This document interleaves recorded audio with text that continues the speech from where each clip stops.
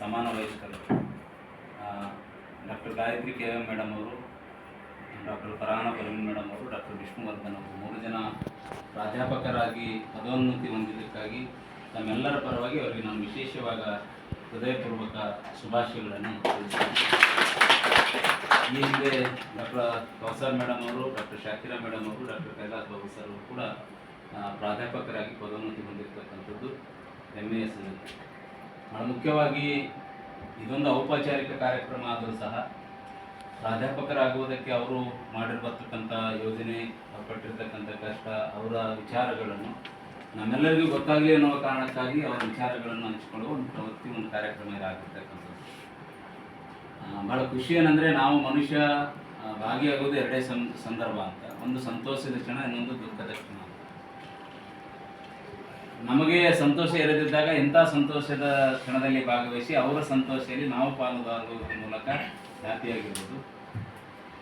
ಯಾರಿಗಾದರೂ ದುಃಖ ಆಗಿದೆ ಅಂದರೆ ಅವರು ಕಣ್ಣೀರು ಒರೆಸುವುದರ ಮೂಲಕ ಅವ್ರ ದುಃಖವನ್ನು ನಾವು ತಗೊಳ್ಕೊಂಡು ಅವರದ್ದು ದುಃಖದ ಭಾರ ಕಡಿಮೆ ಮಾಡ್ಕೊಳ್ತಕ್ಕಂಥದ್ದು ಒಂದು ಮನುಷ್ಯ ಧರ್ಮ ಅಂತ ನಾವೆಲ್ಲರೂ ಕೂಡ ನಂಬಿರ್ತಕ್ಕಂಥದ್ದು.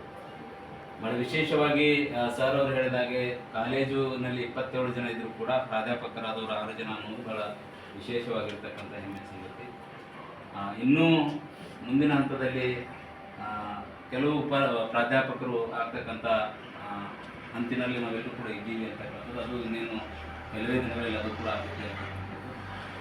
ವಿಶೇಷವಾಗಿ ಈ ಕಾಲೇಜಿನ ಬಗ್ಗೆ ಸೇರಮ್ ಅದು ಎಲ್ಲರ ಅಭಿಪ್ರಾಯ ಅಂತಕ್ಕಂಥದ್ದು. ನನ್ನ ಆಲೋಚನೆ ಏನಂದರೆ, ಒಂದು ಕಾಲೇಜ್ ಕೆಡೋದಕ್ಕೆ, ಒಂದು ಮನೆ ಕೆಡೋದಕ್ಕೆ ಮನೆಯಲ್ಲಿ ಇದ್ದವರೇ ಕಾರಣ ಆಗ್ತಾರೇನೋ ಅಂತ, ಕಾಲೇಜ್ ಕೆಡೋದಕ್ಕೆ ಕಾಲೇಜಿನಲ್ಲಿ ಇದ್ದವರೇ ಕಾರಣ ಆಗಿರ್ಬೋದು ಅಂತ. ಯಾಕಂದರೆ ಜನತೆಗೆ, ವಿದ್ಯಾರ್ಥಿಗಳು ಹೇಳೋದಕ್ಕಿಂತ ನಮ್ಮನ್ನು ನಾವು ಆತ್ಮಾವಲೋಕನ ಮಾಡ್ಕೊಂಡಿದ್ರೆ ಭಾಳ ಬೆಟರ್ ಅಂತಕ್ಕಂಥದ್ದು. ಅವತ್ತು ಕೂಡ ಟೀಚರೇ ಇದ್ದೀವಿ, ಇವತ್ತು ಕೂಡ ಟೀಚರೇ ಇದ್ದೀವಿ. ಇವತ್ತು ನಾವೆಲ್ಲರೂ ಕೂಡ ಒಂದೇ ಮನಸ್ಸಿನಿಂದ ಎಲ್ಲರೂ ಕೂಡ ಪ್ರಾಧ್ಯಾಪಕರು. ನಮ್ಮಲ್ಲಿ ವಿಷ್ಣು ಅವರು ಹೇಳಿದಾಗೆ ಇಲ್ಲ, ಅಕಾಡೆಮಿಕ್ ಆಗಿ ಯಾವುದೇ ಒಂದು ಸಲಹೆ ಕೊಡ್ತಾರೆ ಅಂದರೆ ಅದು ಮುಕ್ತವಾಗಿ ಸ್ವೀಕರಿಸ್ತಕ್ಕಂಥದ್ದು ಉದ್ದೇಶ, ಸಲಹೆ ಕೊಡ್ತಕ್ಕಂಥ ಉದ್ದೇಶ ಕಾಲೇಜಿನ ಅಭಿವೃದ್ಧಿಗಾಗಿ ಅಂತಕ್ಕಂಥದ್ದು.